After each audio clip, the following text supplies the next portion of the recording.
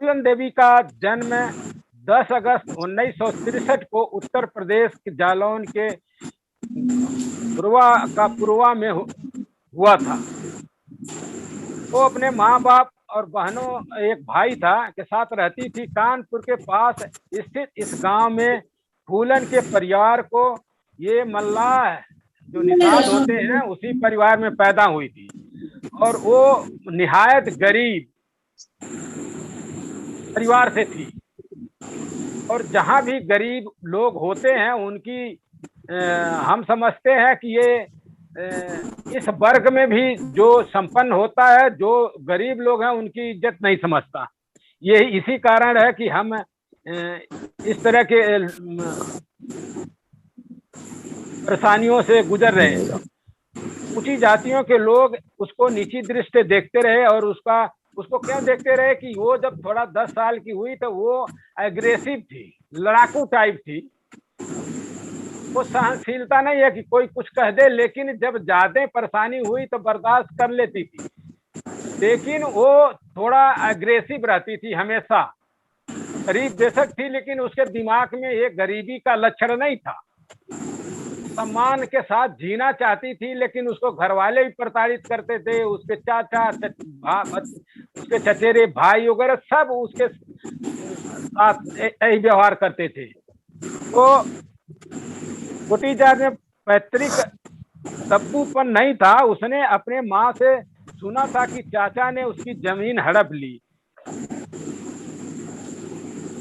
10 साल की उम्र में ही अपने चाचा से भिड़ गई, जमीन के लिए धरना दे दिया। चचेरे भाई ने सर पर ईंट मार दी। इस गुस्से की सजा अब मार दी। गुस्सा जब झगड़ा हुआ तो उसके घर वालों ने उसको भी मारा पीटा। जब फूलन 11 साल की हुई तो उसके चचेरे भाई मयादीन ने उसको गांव से बाहर निकालने के लिए उसकी शादी कुट्टी लाल नाम के एक बूढ़े आदमी से करवा दी। तब फूलन के पति ने शादी के तुरंत बाद ही उन्हें प्रताड़ित करने लगा। जब वो चली उसके घर चली गई, कुछ साल इसी तरह से निकले। धीरे धीरे फूलन की तबीयत इतनी खराब हो गई कि उसे अपने माता पिता के घर आना पड़ा। और कुछ दिन बाद उसके भाई ने उसे वापस ससुराल में भेज दिया। वहां जाके पता चला कि उसके पति ने दूसरी शादी कर ली। पति और उसकी पत्नी ने फूलन की बड़ी बेइज्जती की। फूलन को घर छोड़कर के आना पड़ा। घर से निकाल दिया उन्होंने जब दूसरी शादी करी। गांव में ही फूलन ने अपने परिवार के साथ मजदूरी करना शुरू कर दिया। उस समय फूलन 15 साल की थी जब कुछ दबंगों ने घर में ही उसके माँ बाप के सामने उसके साथ सामूहिक दुष्कर्म किया। इसके बावजूद फूलन के तेवर कमजोर नहीं पड़े। उसने हौसला रखा, लेकिन उसके बाद भी गांव के दबंगों ने एक 10 गैंग के कहने पर फूलन का अपहरण करवा दिया। ये कहानी कई तरह से घूमती है वैसे कि 10 ने कर दिया, कि अपने मर्जी से गई। अभी ये फूलन ने भी अपने आत्मकथा में लिखा है, उसमें स्पष्ट नहीं किया। अब फूलन का उठना बैठना नए लोगों के साथ हो गया जो गैंग में काम करते थे, बदमाश टाइप थे, डकैत टाइप थे। उनके बीच में वो संपर्क करने लगी। ये लोग डाकुओं के गैंग से जुड़े हुए थे। धीरे धीरे फूलन उनके साथ घूमने लगी। फूलन ने एक कभी स्पष्ट नहीं किया कि अपनी मर्जी उनके साथ गई या उन लोगों ने उन्हें उठा लिया। फूलन अपनी आत्मकथा में ये बात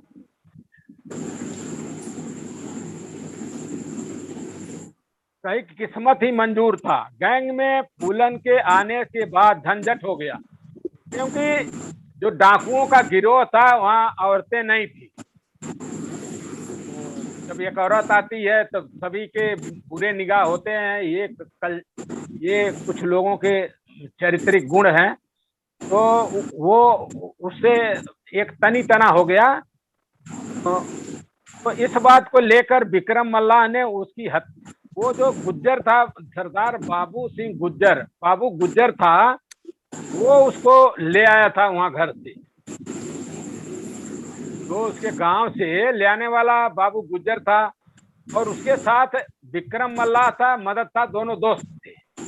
लेकिन बाद में उसको लेकर के इनके दोनों के बीच में तनातनी हो गई और ये फूलन देवी ने ही के सह पर उसने विक्रम मल्लाह ने गुज्जर की हत्या कर दी।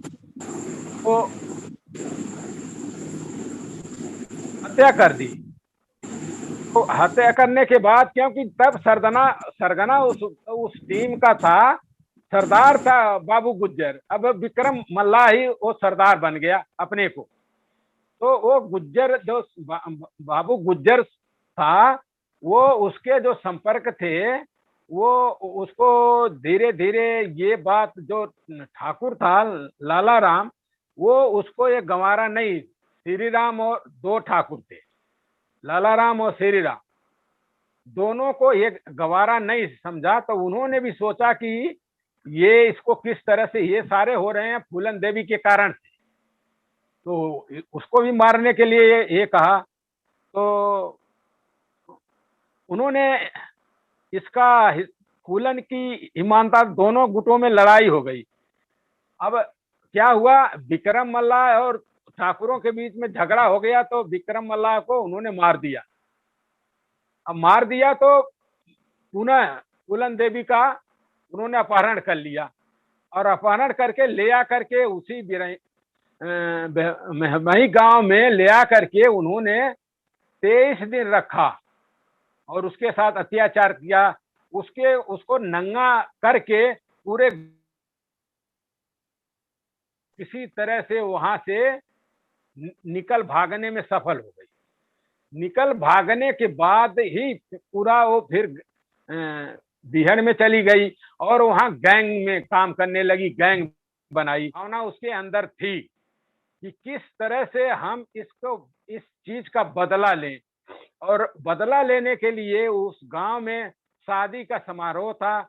इसने क्या किया, सारे गैंग पुलिस का ड्रेस पहने, फूलन देवी भी पुलिस की ड्रेस पहन कर हथियार लेकर के वहां आए, और वहां यही कहा कि श्री राम ठाकुर कहाँ है, बुलाया उन्होंने।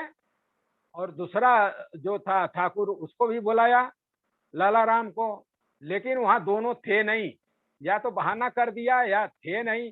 तो लेकिन उन्होंने बहाना कर दिया, तो वो कुछ लड़कों को, नौजवान जो राजपूत थे, उनको वहां धीरे से बुला करके एक लाइन में कुएं के पास लाइन में खड़ा करा दिया। वहां से उसने क्या किया, उनको सबको 22 थे, 22 को नदी के किनारे ले गए, और 22 को नदी किनारे ले जाकर के घुटनों के तरफ कहा, बैठ जाओ। और उसी पर पूरा धड़ाधड़ गोलियां मारी, 22 की हत्या। और देश में क्या, पूरे देश में इस बात का पूरा शोर हो गया, और उसके प्रतिशोध में काफी लोगों के आक्रोश हुआ। और उस समय जो कांग्रेस की सरकार थी, और उत्तर प्रदेश में बीपी सिंह मुख्यमंत्री थे, मध्य प्रदेश में दूसरे थे। तो फिर क्या हुआ, बीपी सिंह अपने मंत्री पद से इस्तीफा दे दिया, क्योंकि जब वो भी राजपूत था, राजपूतों के साथ इस तरह हो गया। तो फूलन देवी के साथ जो अत्याचार 23 दिन हुआ, उसकी गणना नहीं हुई। उसकी गणना जब नहीं हुई, तो क्यों नहीं हुई, क्योंकि सवर्ण थे अत्याचारी। और ये प्रतिशोध की भावना हमारे दलित समाज की, बहुजन समाज की बेटी थी। दलित हमें नहीं बोलना चाहिए, बहुजन समाज की बेटी थी। अंतर सिर्फ ये है कि जो सवर्ण है उसका अत्याचार सगुण होता है, और जो बहुजन है उसका अत्याचार दुर्गुण होता है। अंतर सिर्फ ये है। तो उन्होंने, ये है 1881 में, तो ये नरसंहार हुआ 14 फरवरी 1981 के शाम को। वो ये घटना हुई थी 14 फरवरी 1981 के दिन ही ये वहां पहुंची शादी में, और वो 22 लोगों को एक दिन हत्या कर दी। और उसमें मुख्यमंत्री ने इस्तीफा दे दिया। अब वहां पूरा पुलिस को उसको पकड़ने के लिए पूरा टीम बनाई गई, लेकिन उन्होंने 3 महीने, 2-3 महीने हो गया, लेकिन वो सफल नहीं हुए। क्योंकि फूलन को इस क्षेत्र के गरीब, वहां पुलिस ने ये स्टेटमेंट लगाया कि फूलन को जो संरक्षण देने वाले हैं गरीब लोग हैं। तो इसलिए वो और सच्चाई बात है, क्योंकि हमारे मित्र थे क्लास फेलो, वहां पुलिस लगे थे, उसने कहा कि वो भेष बदल के और गरीब लोग उसका संरक्षण देते हैं। और उसको लोगों ने, मीडिया ने भी रॉबिन हुड मॉडल मीडिया कहानी बना दिया। मीडिया ने फूलन को बैडी क्वीन कहा गया और उसे भारतीय मीडिया के वर्गों द्वारा एक निडर और अधम्य महिला के रूप में महिमा मंडित किया गया, जो दुनिया में जीवित रहने के लिए संघर्ष कर रही थी। अब जब ये घटना हो गई तो उसके आत्मसमर्पण की बात आई, तो उसने क्या किया कि ये इंदिरा गांधी साहब ने, हमारे बहलान साहब ने कहा था कि 2 साल बाद पुलिस ने फूलन को नहीं पकड़ा तो इंदिरा गांधी सरकार ने आत्मसमर्पण पर बातचीत करने का फैसला किया। इस समय तक फूलन की तबीयत खराब थी और उसके गिरोह के अधिकांश सदस्य मर चुके थे। कुछ पुलिस के हाथों मारे गए थे, कुछ अन्य प्रतिद्वंदी गिरोह के हाथों मारे गए। फरवरी 1983 में वो अधिकारियों को समर्पण करने के लिए सहमत हुई। हालांकि उसने कहा कि उसे उत्तर प्रदेश पुलिस पर भरोसा नहीं है और उसने जोर देकर कहा कि वह केवल मध्य प्रदेश पुलिस के साथ ही आत्मसमर्पण करेगी। उसने ये भी आग्रह किया कि वो महात्मा गांधी और हिंदू देवी दुर्गा की तस्वीरों के सामने अपनी बाहें रखेगी, पुलिस के सामने नहीं। उसने 4 और शर्तें रखी, जैसे साहब ने बताया था। एक वादा की, आत्मसमर्पण करने वाले उसके गिरोह के किसी भी सदस्य पर मृत्यु दंड नहीं लगाया जाएगा। गिरोह के अन्य सदस्यों के लिए सजाए 8 वर्ष से अधिक नहीं होना चाहिए। जमीन का एक प्लाट उसे दे दिया जाए और उसके पूरे परिवार को पुलिस द्वारा उसके आत्मसमर्पण समारोह का गवाह बनाया जाना चाहिए। तब इसके बाद एक निहत्थे पुलिस अधिकारी जो मध्य प्रदेश प्रशासन के थे, उससे जाकर के वहां चंबल के बीहड़ों में मुलाकात की। तो मध्य प्रदेश भिंड की यात्रा की। बैंडिट क्यों 90% उनकी सच्चाई पे बनी हुई है। फिल्म को रोमांचित करने के लिए कुछ सीन बढ़ाए घटाए गए हैं और मैंने फूलन देवी के ऊपर अनटोल्ड स्टोरी ऑफ फूलन देवी, उसमें 6 वॉल्यूम बनाई है। वो फूलन देवी जब मेरे सामने एक फ्रांसीसी कंपनी को उनके अधिकार मिले थे, तो फ्रांसीसी कंपनी को जो अधिकार सौंपे गए थे, वो फूलन देवी जो फ्रांसीसी कंपनी को इंटरव्यू देती थी, तो उसी आधार पे जो एक आत्मकथा उनकी छपी है। इंडिया में किसी को भी उनकी आत्मकथा लिखने का अधिकार नहीं था। इंडिया में जिन लोगों ने इधर उधर से जोड़ तोड़ करके ये सारी गप्पे हाँकी हुई है, जो मेरे सामने जो फ्रांसीसी कंपनी को वो इंटरव्यू देती थी रोज, तो वो इंटरव्यू में मेरे सामने सारी बातें हुई है, क्योंकि सुरक्षा की दृष्टि से मुझे साथ बैठना पड़ता था। तो ये है कुछ चीजें जो उसमें आप अवश्य देखें कि जो वीडियो मैंने बनाई है पिछले साल लास्ट ईयर की, वो सरमण बार टीवी के लिंक में आप जाएंगे तो लास्ट ईयर जुलाई के वीडियो आप देख सकते हैं। उसमें आपको बहुत महत्वपूर्ण जानकारी मिलेगी, जो उनके लाइफ के बारे में काफी ऑथेंटिक है, काफी ज्यादा जो है विश्वसनीय वो जानकारी है। एक चीज की मैं घटना बताऊंगा। जिस दिन फूलन देवी को हम दिल्ली से ग्वालियर ले रहे थे, उनका एक भाई पुलिस डिपार्टमेंट में सर्विस करता है, उनके घर आए थे। उनके घर में एक शादी थी और तो उनके हम सरकारी रेजिडेंस में रुके थे रात को 2-4 दिन ग्वालियर में, बाकी कहीं और रुके थे। जब हम जा रहे थे तो हमने 3 रास्ते चुने थे कि बाई एयर फूलन को लेके जाया जाए, दूसरा ये था कि बाई ट्रेन लेके जाया जाए, तीसरा तरीका बताया नहीं था। दोनों ही सिक्योरिटी के पर्पज से 2 बताए गए और तीसरा तरीका ये था कि उनको बहुत सारी गाड़ियों के काफले में लेके जाया गया। उस वक्त जिप्सी गाड़ी होती थी सबसे बढ़िया सेफ, जिप्सी गाड़ी लेके निकले थे रात को 11 बजे दिल्ली से, और रातों रात हमने वो रास्ता कवर करना। 750 किलोमीटर से दिल्ली से ग्वालियर है, उस रास्ते को हम देखते हुए निकले। जब वो चंबल की नदी, चंबल नदी जो आने वाली थी, एरिया आने वाला था, उसने कहा गाड़ी को थोड़ा सा स्लो करवाए, रुकवा के काफिले को, कानवाई को, कि जिसको मरने से डर लगता है मेरी गाड़ी में से उतर जाए, केवल वही व्यक्ति रहे, मेरे ऊपर हमला हो सकता है इसमें।